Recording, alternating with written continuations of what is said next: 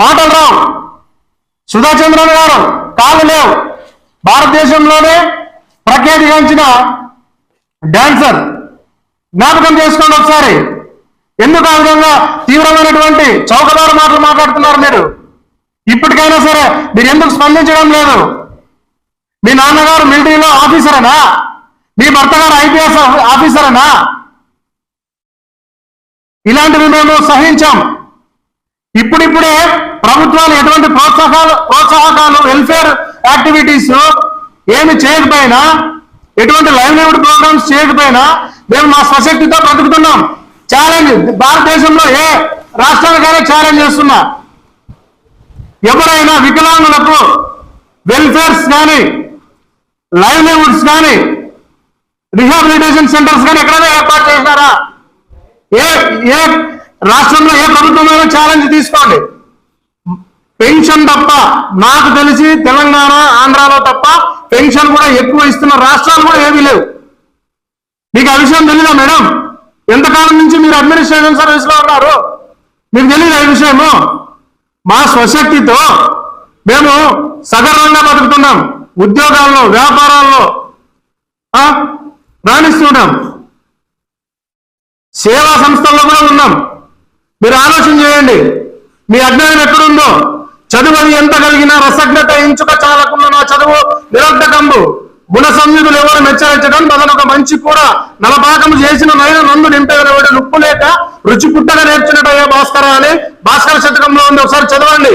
మీరు ఎంత జ్ఞానవంతులైనా, ఎంత ఐఏఎస్ ఆఫీసర్ అయినా, మీ చదువు ఎంత గొప్పదైనా, మీకు సంస్కారం లేకపోతే, ఎదుటి వాళ్ళని బాధపడే విధంగా మాట్లాడే గుణం లేకపోతే, ఉండకపోతే అది వ్యర్థం. ఏ విధంగానంటే నలభీమ పాకము చేసి వంట వండినా, కూర వండినా దాంట్లో ఉప్పు లేకపోతే రుచి పుట్టదు. ఆ విధంగా ఏ విధంగా అయితే ఉందో మీ చదువు సంస్కారం కూడా ఆ విధంగా ఉంది. ఈరోజు మీ మాటలు వికలాంగులను ఉత్తేజపరిచే విధంగా ఉండాలి. మీకు ఆ విషయం తెలీదా మేడం? ఎందుకు ఆ విధంగా చౌకబారు మాటలు మాట్లాడటమే కాకుండా దాన్ని ఎందుకు సమర్థించుకుంటున్నారు మీరు?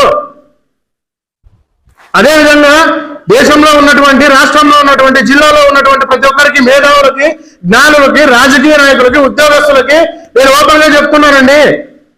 ఎవరైనా ఒక రంగంలో ప్రత్యేకంగా రాణించినటువంటి ఒక సెలబ్రిటీని ఏదైనా ఒక వివాదాస్పదమైన మాట మాట్లాడితే దానిని సుమోటోగా తీసుకొని కేసు ఫైల్ చేసి బహిరంగంగా పేపర్ స్టేట్మెంట్ ఇస్తారు కదా.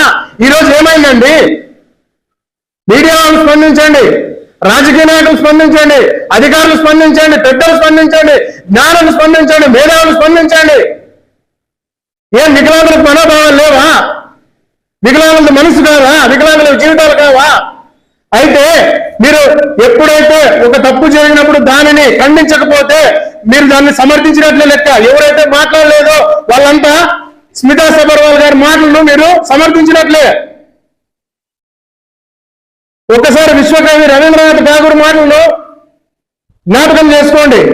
ఎక్కడైతే మనస్సు నిర్భయంగా ఉంటుందో, ఎక్కడైతే మనసు సగర్వంగా తలెత్తుకొని తిరగలడో, ఎక్కడైతే తన చదువు, అజ్ఞానము, విజ్ఞానము, మూఢనమ్మకాల్లో ఇంకిపోదో, ఎక్కడైతే ఒక మనిషి సాటి మనిషిని దోచుకోడో, ఆయన దేశ అటువంటి స్వేచ్ఛా స్వర్గంలోకి నా దేశాన్ని నడిపించు అని చెప్పేసి మహాకవి, విశ్వకవి రవీంద్రనాథ్ ఠాగూర్ గారి మాటలు ఒకసారి జ్ఞాపకం చేసుకోండి.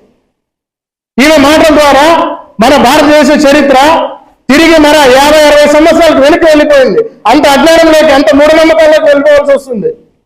ఈరోజు ఐఏఎస్ చదివే నాతోటి వికలాంగులందరికీ బాధ కలిగే విషయం. ఈరోజు ఐఏఎస్ ఆఫీసర్ గారు మాట్లాడినారు, రేపు పొద్దున ఇంకో పెద్ద అధికారం మాట్లాడతారు, లేకపోతే చిన్న అధికారం మాట్లాడతారు. బాధ కాదా మేడం? బాధ కాదా అండి? పెద్దలో చెప్పండి.